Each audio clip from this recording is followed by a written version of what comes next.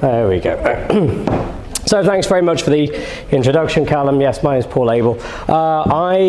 As you can tell, I have a slightly croaky voice. I apologise for that. That's due to an almost infinite amount of students and staff members sneezing all over me since the start of term. I thought I was immune to everything they could bring in, apparently not. So anyway, I will carry on as best as I can. So I'm going to be looking at the sky notes for the next few months that we have, and then Nick James will be doing the sky notes for December, so there'll be a couple of things I won't include in the December stuff for that reason. Okay, before I make a start on the solar system, there was a nice announcement last week. I'm sure you all have seen this, the detection of gravitational waves. In fact, the LIGO and Virgo observed this burst of gravitational waves coming from two merging neutron stars. The really great thing about this was there was also a gamma ray burst as well. So this has managed to answer some of these questions of where we think gamma ray bursts might come from in the sky. But it also confirms something that as theorists have known ever since Einstein came up with this theory of relativity, and that is gravity propagates at the speed of light. Some people debated this, but now we finally have proof. This really does start on a whole new area of experimental astrophysics and cosmology, because unlike light, unlike electromagnetic radiation, gravitational waves are ripples in the fabric of space-time itself. They don't dilute, they're not blocked by dust. And so right here now we have a cosmological probe which enables us to see right back to the beginning of time itself. So this really is a very great era to be alive. I can't help but wonder, one day will the BAA have its own gravitational wave detection section? That might be a thing from now, who knows? Astronomy is advancing very quickly from what we saw from Jeremy's talk. Amateurs are always keeping up to date. So who knows what might happen over the next couple of decades. The added bonus is that theorists like me can now walk into our senior common room with just as smug as all our other contemporaries, because we finally have some data points, which is not something we had for gravity before. So this really is a great discovery. Before we had a merger of two black holes, this was the merger of two neutron stars. And when I started out as an undergraduate, this was just a worked example in an undergraduate course, and it's great to see this now as being an actual observational set of data points. So it really is a very exciting time to be around in. So I'll start with the solar system, and I got this from the Leicester. This is one of the very few times I buy Leicester Mercury. I refused to buy it since I did an interview for them once, and they referred to me as an astrologer. So it's with some trepidation that I bought the damn thing, but I quite like the photograph on the front. So yes, we had the twilight zone, a strange phenomena which cast a red hue over the county. This was last Monday. What happened was the hurricane, which was coming up the coast, deposited a load of sand from the Sahara Desert. But not just sand, we also had dust and ash from fires in Portugal and Spain. And this all got clogged up into the atmosphere and turned the sun this brilliant red colour. And despairingly, the number of texts I got from friends that morning saying, Paul, you can look directly at the sun now, it's perfectly safe. Well, despite years of warning, don't ever do it, they went out and did it anyway. But it certainly was a very eerie sight. I don't know how it was in other parts of the country, but Leicester went this very, very sort of, those Venera pictures of Venus, the sort of the angry yellow skies. That's kind of what we had, and it was really quite an eerie morning.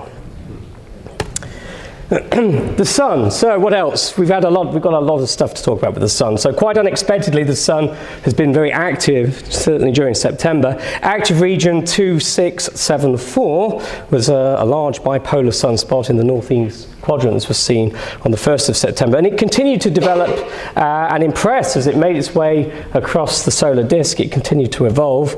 This is a nice image sent by David Teskey from Mississippi, USA. It shows 2674. You can see quite some nice complicated structure in there. And as it moved further around, it started to develop in some very interesting ways. Unfortunately, it was quite cloudy, unless we had very cloudy couple of months, so I've not been able to do much solar work, but this was certainly a very interesting and unexpected, since the sun is supposed to be not terribly active at the moment. It was actually this region, active region 2673 in the southeastern quadrant, that really proved to steal the show, as it released 3 X-class flares on the 6th of September. So this was the data given me by Lynn Smith, the solar section director. So that's really quite remarkable. Some of our observers managed to image it, so this is a nice image of the region taken by Gary Palmer, and some nice post-flare loops taken by my friend and colleague Pete Lawrence from Selsey, who always seems to have clear skies. I think all he has to do is put 50p in the meter or whatever and the sky is clear. Anyway, it's certainly a very impressive, it's a very, very impressive structure taken there by Pete.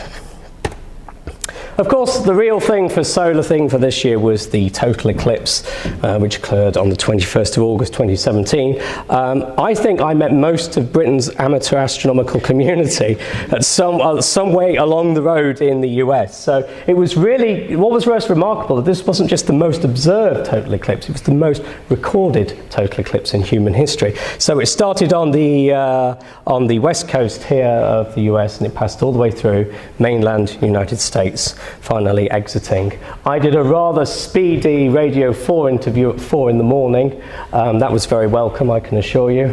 And it caused a great deal of excitement, and I know people went out and organised it well in advance. Some people, I believe Lunar Section Director Bill Leatherbarrow, saw it from a Walmart car park, and Walmart, never missing a trick, suddenly realised if they slashed the prices of their drinks, you know, they've got a good captive audience there. So it was really quite a remarkable event. The greatest duration of eclipse occurs here where that purple star is. That was about 2 minutes 40 seconds. Myself, Pete Lawrence, and some friends, we went with an eclipse trip. We went to Idaho Falls. We watched it from Menam Buttes, Idaho Falls, which is this volcanic plain. This is not far where I was actually set up myself. This is a picture we took first thing in the morning with the sun peering over. We were very lucky, we had completely clear skies for most of the day. I decided to climb up there and take a picture. As you can see the campsite where we were down there, and then I realised we had about 20 minutes to get back down before the star of totality, so it wasn't quite a great idea on my part, but it was quite remarkable. We contemplated staying up there to watch the approach of the lunar shadow, but all our equipment was down over there, so we scuppered that and shot right back down. But it was a wonderful sight from which to watch it. This was a picture taken by me from John Culshaw took this to prove that what I thought was a perfectly sensible dress for the occasion just made me look like some sort of Victorian gentleman. Nonetheless, I know, the only person there actually recording times of events, and I got some interesting data, so I write a short report for this and send it to our lunar and solar sections in the next few weeks. I managed to get some drawings of the partial phase. I think I was the only visual observer there, but it was certainly quite interesting to come in and watch the chunk being taken out of the sun. The thing that really surprised me was the speed in which the moon's shadow moved towards us, actually. I'd not seen that effect quite so pronouncedly before. I also got some drawings of Diamond Ring and Totality. I think this is probably one of the best drawings I've ever made of a total eclipse. It took many, many hours to layer it and put it together. But the most interesting thing about this eclipse was just the shape of the corona. I thought it was really quite the most remarkable thing I've ever seen.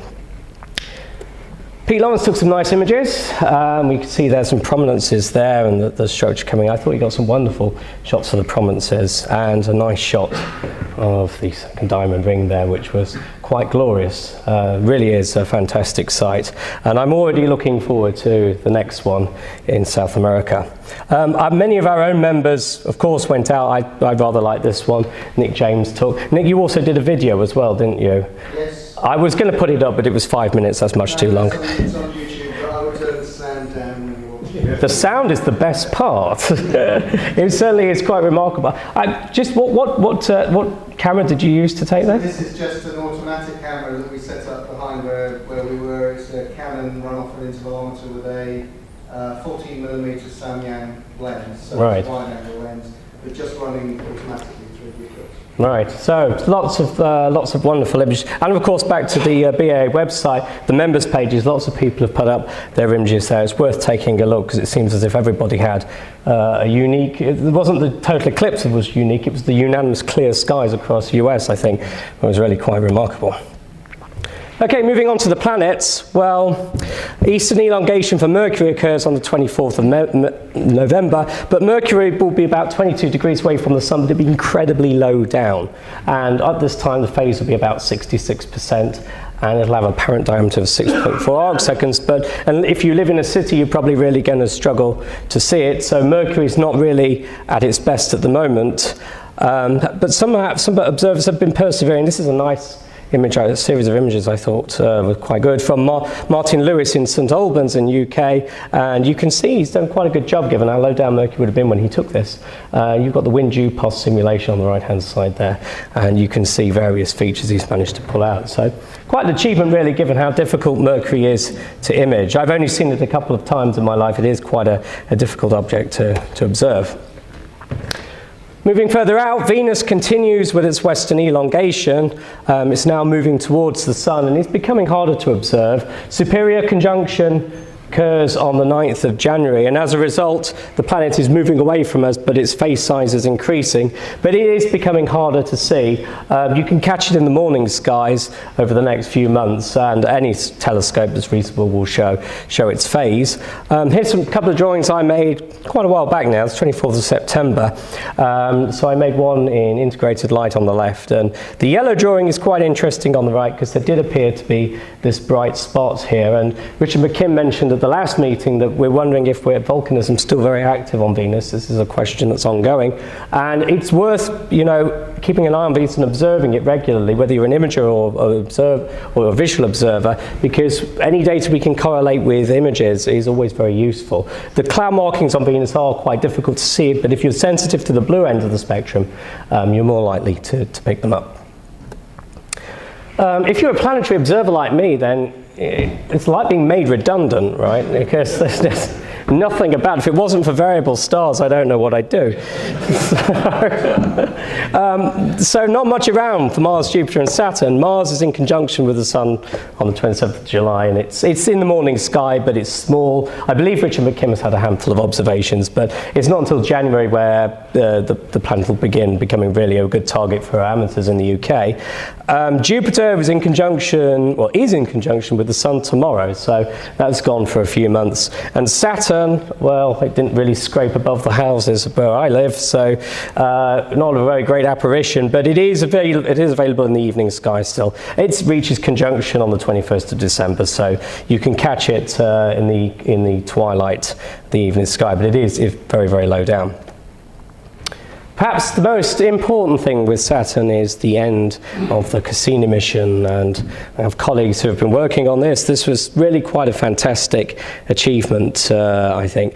The launch date for Cassini was 15th of October 1997. Last contact was 15th of September 2017, which gives it a mission duration of 19 years, 335 days. And the really remarkable thing is really what Cassini has done for planetary science. I always remember a story Patrick once told me about Carl Sagan. When Voyager probes and the Pioneer probes first went out into the solar system, Carl Sagan practically had to lead a one-man band to get the satellites of the outer planets to be surveyed at all, because everybody thought they were going to be just like the moon, cold, dead and uninteresting. The lunar section director isn't here, is he? He might take issue with that. But he led this campaign and said, well, we might be wrong. The moons of Jupiter and Saturn might be very interesting places to be. And so finally the Voyager teams agreed that we would survey them, and they revealed a plethora of worlds that we had never even thought existed. And Cassini continued that voyage really. It showed, for me I think the icy geysers, the fountains around Enceladus, were one of the most remarkable things. Who would have thought that you could have had geysers mile high in the Saturnian system. When the BAA first founded, the moons of Jupiter and Saturn would have been little more than interesting specks of light in a telescope, and now we know that they are fascinating geologically active worlds in their own right. And Cassini's not only transformed our understanding of the satellites of Saturn, but also the rings and the planet Saturn itself. It was there when we had that massive outbreak in Saturn's atmosphere back in 2010. And I've no doubt there will be lots of data to come yet. My colleagues tell me that they're still going through it, and there will be lots of interesting discoveries no doubt to come. It was destroyed by controlled entry into Saturn, and the reason being is if Saturn's moons really aren't able to host life, we really can't litter the solar system. So the Cassini scientists are a lot more thoughtful than the people who come into the physics department. They're not going to spread their viruses around or do any damage. So they did a controlled entry, and the Cassini spacecraft plummeted into Saturn, and it was destroyed. So many Cassini images that I think are wonderful. But for me, I think this is one of my favorite ever Cassini images. It's actually one of the last ones taken. I like it for two reasons. Firstly, it shows something we can never see from Earth, and that is Saturn in a crescent phase. We can never see that. And you've got this beautiful, you can just about make out the shadows and the rings there. The second reason I really like this is because it's very reminiscent to my favorite science fiction movie, Alien. Okay, the opening of that is also this gas giant. I think this really is a spectacular image, and it would be fascinating to see what's left in Cassini data, what it discovered as the spacecraft plummeted. So a great success, and I wonder what will come next in terms of planetary exploration. Moving further out, I was surprised to see this in the Daily Mail headlines. Uranus close up, giant ice planet set to be closest to Earth and will be visible without a telescope. There is an enormously large caveat on that statement. Namely, you have to really know where you're looking, and you need to be in very dark skies, because although it came to opposition and was at magnitude 5.7, that is incredibly difficult to see visually if you don't know where you're looking. However, it is an easy planet. It's a great target for amateur astronomers. One of the things we've seen recently is that the ice giants that we thought were uninteresting are not. They're actually very interesting places. We had storms on Uranus reported a couple of years ago, and we continue to observe interesting things in the atmosphere of Uranus. If you go into the BAA handbook, you can find the location of the planet. It's currently located in Pisces, but it is incredibly easy to find once you've seen it. It doesn't move very quickly in the night sky, so once you've located it one night, it's quite easy to find it again. Neptune came to opposition on the 5th of September. You really do need a telescope or binoculars to see this. It's magnitude 7.8. As Jeremy said, major storms were reported on the planet by Australian amateurs Darryl Milliker and Pat Nichols. They imaged this bright spot with their C14 telescope on the 10th of June. And since then, professional astronomers have been following up. We have seen these very bright storms, particularly in the methane wavelengths. So it shows that something really interesting is happening on these ice giants. There's an image taken fairly recently. Again, Martin Lewis in St Albans took this image, and you can see what appears to be a bright spot there on Neptune. So these ice giants are well worth keeping an eye on. If you have a large telescope, it's certainly worth taking a look, because we don't know what's going to happen next with them. Yes, comet section. Nick mumbled something, so I think he wants to tell us some exciting news. Is that not so? It is exciting news, and I'm not sure how the Daily Mail will cope with this. Don't tell them then, though, they'll be fine. The Pan-STARRS telescope detected an object on the 18th of October, which actually passed close to the Earth on the 14th of October. It's now moving away and is getting very faint.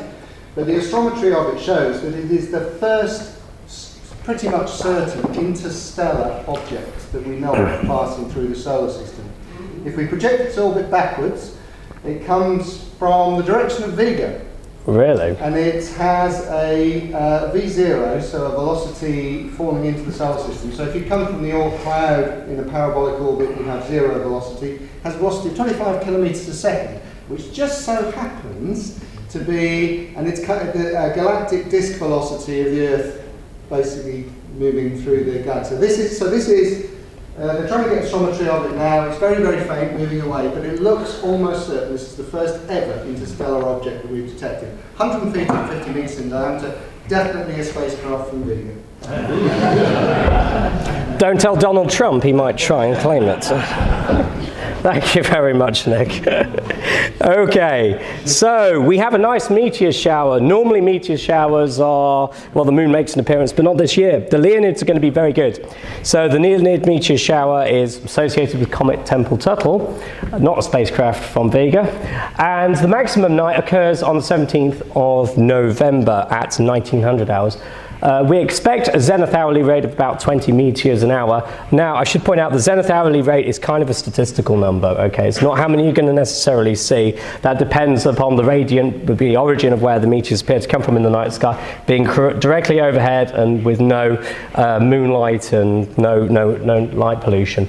Nonetheless, I think conditions are going to be very good because a 29-day moon sets by just after 4:10. So the moon is completely out of the way. So if you've got a clear sky, this is one to watch out for. The meteors are normally quite quick, they can be quite bright, and if you want to do a meteor watch, then go to the BAA Meteor Section website and they'll explain to you how to do that. Submit your observations to John Mason because your observations are not worth much sitting on a hard drive, right? We need to see the data. So send in your observations, even if you don't see very much, that's still useful data. So make sure you have a go at this, and quite looking forward to this. Hopefully it'll be clear in Leicester, though it probably won't. I don't think we're going to see this. That's my prediction. I don't normally make predictions about meteor showers, but I think this is pretty unlikely. This is actually a wood carving made for the 1833 Leonids. This is apparently what they were like. So, although I don't think they're going to be as good as that, who knows, it might be worth going out for to see what we actually get. I think it's a composite, isn't it? I mean, it's one of those composites you see on the internet. What do you mean? I don't think they had the internet in 1833. The point is, it's not going to be like that, right? Okay, so some variable stars with nothing else in the sky other than variable stars. This would seem to be a good chance to make it. This is one of the few stars I look after. I think Chi Cygni is a wonderful variable star. If you haven't done any variable star observing, this is a great one to do because it fades slowly and is very, very pretty. It's a nice red colour. This is Chi Cygni, and the interesting thing, I'm assured by Gary Poignant that this is recovering from its second brightest minimum since records began in 1840.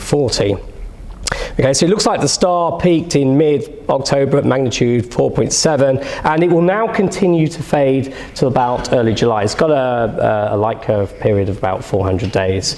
So June, July 2018, it looks like that's when we'll be able to slow it. So you can follow it. It's going to be about above magnitude 9 till about Christmas this year. So to the end of the year, it's worth following. And Gary, there was something interesting about the light curve here. There's a hump there just at the top. Can you explain what that was again? If you look at the first ascending branch, you see a hump halfway up.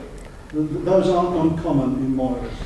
The thing is with this current maxima is that the shoulder is very close to maximum brightness. Right. And that's extremely unusual for this star. Right. So it just goes to show, even though we've had light curves for this star since 1840, it's still throwing surprises. Yeah, of course, we have more data now than we did in 1840, but it's still very unusual. Right, so it's worth keeping an eye on. There's certainly one I enjoy following, and it is very easy to find, especially when it's a maximum, because it really is a wonderfully red colour. It's like a ruby in the star field. We also have Nova Scuti 2017. This was discovered on the 23rd of June by the All-Sky Automated Survey for Supernovae. And this nova has been pretty much ignored by UK observers. Only Guy Hurst and Gary Poignant making up observations. So come on, you lot, you've got to pull your fingers out and give these guys a hand. The light curve apparently is quite... Oh, hello. No, I don't. Clear off. The light curve is quite remarkable. So after peaking at above magnitude 9, the nova faded by 2.5 magnitudes before rising yet again to a second peak of similar brightness to the maximum, presumably the start of its transition phase. So a third rise to magnitude 9.8 followed 2 weeks after the second peak, and a fourth to magnitude 9.5 17 days after that. So it's quite a busy little thing. Here we are, and we have these data points here which show this. So I obviously, do you need a large telescope for this, Gary? No?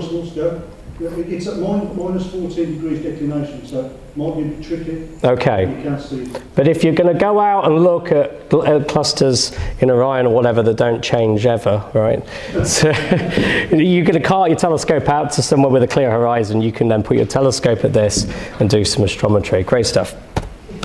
Okay, finally, to a supernova SN 2017 EAW. So this supernova was discovered in May at magnitude 12.8 by Patrick Wiggins in USA, and I've got an image of it here on the right hand side that Gary supplied me, so you can see there's the galaxy it's in, and there's the supernova. It's following a sharp decline in brightness. It follows a sharp decline in brightness from 26th of August, and probably continue down to did continue down to September the 14th, and the decline then slowed down considerably, and it faded just 0.4 magnitude in 6 weeks from 5.9 to 5.9 by October the 22nd. So this is another interesting light curve here. So the light curve this shows how unfiltered measures appear brighter from the point after being well aligned during the brighter part of the light curve. Presumably this is occurring as a supernova becomes redder as it fades. This is a phenomenon we know with supernovas. So some interesting stars out there. If these don't take your fancy, there are other variable stars if you've never made any before to make a start on. I'm sure Gary will be delighted to point you in the right direction. So that's it from me, because my voice is rapidly disappearing, which for some people would say is a great thing. The next BAA meeting is the ordinary meeting and Christmas lecture on Saturday the 9th of December, 2 o'clock to 6 o'clock, King's College London. The Sky Notes will be given by my friend and colleague Nick James. Until next time, good night.